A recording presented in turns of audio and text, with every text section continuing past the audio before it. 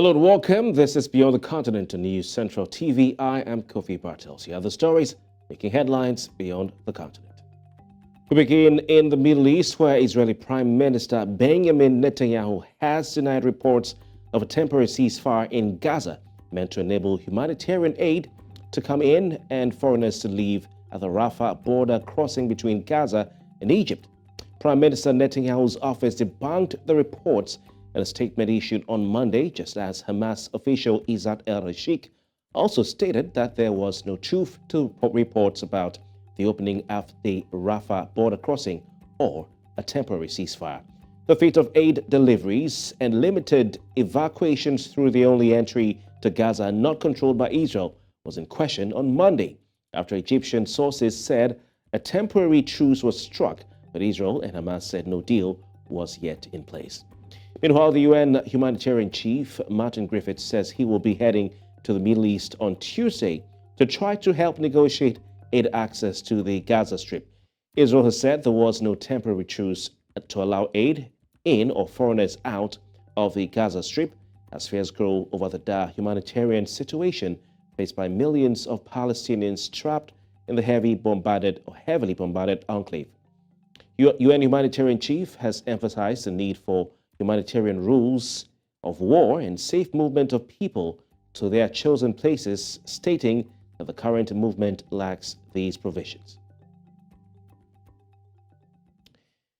In the United States, U.S. Defense Secretary Lloyd Austin says the Pentagon has ordered a second carrier strike group to the eastern Mediterranean Sea and is sending Air Force fighter jets to the region as Israel prepares to expand its operations in Gaza.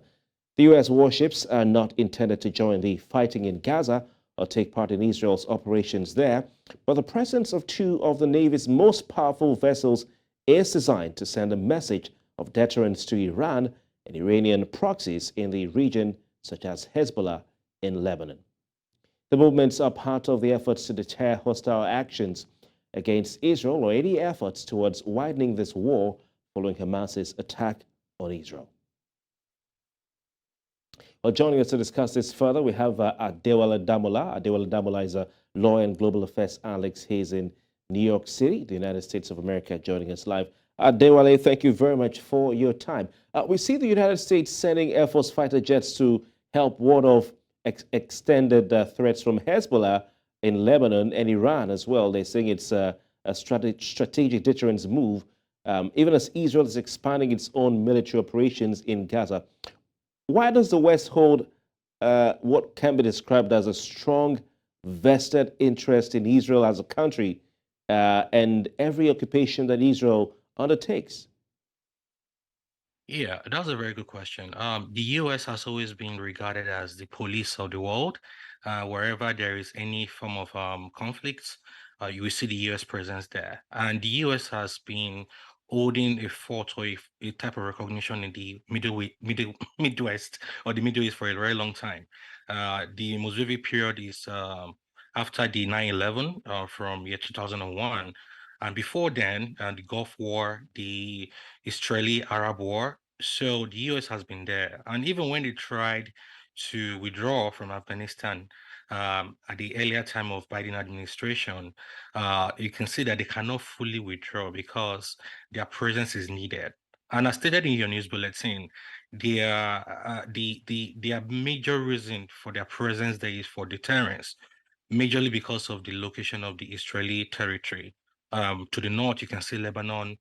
To the south, you can see Egypt. And even within the Israeli territory, you can see the West Bank and Hamas in Gaza Strip, right to the Mediterranean Sea. So, because of this, Israel is trying to show a form of will that we are not a weak country. But in the process of doing that, Hezbollah in Lebanon can also foment a war. In fact, they've already started. And the presence of the US warships, especially the second one, is to send a message to the region that, wait, we don't want to escalate this war. Apparently, if other countries should join, especially the Muslim countries, they can be supported by other maybe countries that are not in the interest of the US. And this can snowball into a bigger war like World War III. And US doesn't want that, majorly based on humanitarian reasons. Because even within these two countries alone, we can see that up to 225,000 people have been displaced, and more than 2,700 Palestinians have died. So the US doesn't want this thing to escalate beyond control. Interesting. Adewale, do you support this military aid or support or assistance being provided by the U.S. to Israel, or would you have rather preferred if the U.S. stayed neutral instead of canvassing for, and instead canvassing for dialogue, between both sides to bring lasting peace to the region, maybe a two-state solution or something like that? Yeah, I think this is a double-edged sword because the U.S. Secretary of State Anthony Blinken is already dialoguing with other countries within the region, from Jordan to Palestine Authority in West Bank and to Saudi Arabia, because Saudi Arabia has always been in market talks with Israel. So they want to see whether um, they can dialogue, try to temper the region with peace. But at the same time, because this is a war that has started unprecedentedly, because last Saturday it just started out. There was no plan, there were no threats, it just started. So it's game on one angle. And because it's that, they have to showcase their willpower, their war power, their guns, ships, artilleries, bombs, but they're not using it. They're just putting it there to say, okay, don't start this thing. But at the same time, they're also dialoguing. So I think it's a double-edged sword. If the US is moving around without showing that willpower, I don't think the other countries can take them seriously. So it's just for that presence that, okay, we don't want to escalate this thing, but let us talk first. And even when we are talking, we don't want to go back to using our willpower, because if that should happen, that would be catastrophic. Hmm. Quite interesting, especially in light of the fact that Recep Tayyip Erdogan, the Turkish president, also said, Anthony Blinken, hey, you're coming out saying you are a Jew and you are visiting the Middle East as a Jew, and we don't accept that and all that. But you're saying the U.S. has to carry a gun, put that gun on the ground, and say, let's discuss so that nothing, as the thing doesn't escalate. But let's look at the financial implications for the United States of America. They're supporting the Ukraine in its war against Russia, and now doing so for Israel in the battle against Hamas in Gaza.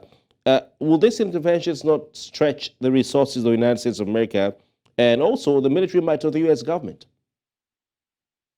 Yesterday, President Biden spoke on System News with CBS just yesterday, Sunday, and he said on that show that the US cannot be stretched thin because they are helping Ukraine and now they are helping Israel. The US might, the budgets that they allocate for US military service or US military exercises is actually very huge, year in, year out. So US has the capacity to undo these two wars and also to undo its own territory, either it's within the US main state or territories like Guam and some other protected territories. So US is capable financially to do it, and also with their manpower, with their resources, and with their military bases.